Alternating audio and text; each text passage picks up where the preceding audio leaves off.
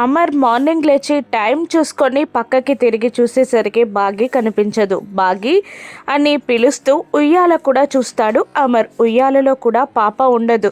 వాష్రూమ్లో check చేస్తాడు. బాగి అని అంటూ చెక్ చేసిన వాష్రూమ్లో కనిపించకపోయేసరికి పిల్లల రూమ్కి వెళ్తాడు అమర్. అమర్ రావడంతో అమ్ము నిద్రలేస్తుంది. అమ్ముని లేపి కూర్చోబెట్టి బాగి వచ్చిందా ఇక్కడికి అని అడుగుతుండగా లేదు డాడ్ అని అమ్ము చెప్పడంతో కింద అంతా వెతుకుతూ ఉంటాడు అమర్. బాగి కోసం వెళ్ళి లాన్లో అంతా వెతుకుతాడు.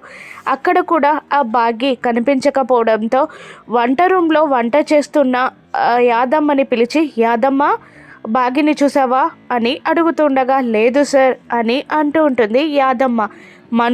మనోహరి అని అమర్ పిలవగానే ఏంటమర్ అని మను అడుగుతూ ఉండగా బాగిని చూసావా మనుని అడుగుతుండగా లేదమర్ ఈరోజు నేను బాగిని చూడలేదు అని అంటూ ఉంటుంది మను.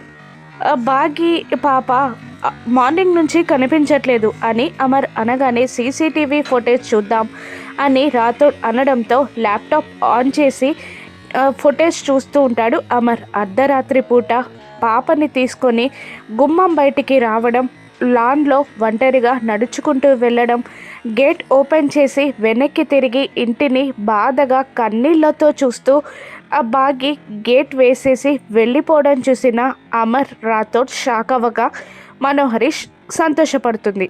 బాగిని అమర్ పట్టుకోగలడా? 7 ఏళ్ల పాటు అమర్ బాగి దూరం అవుతారా?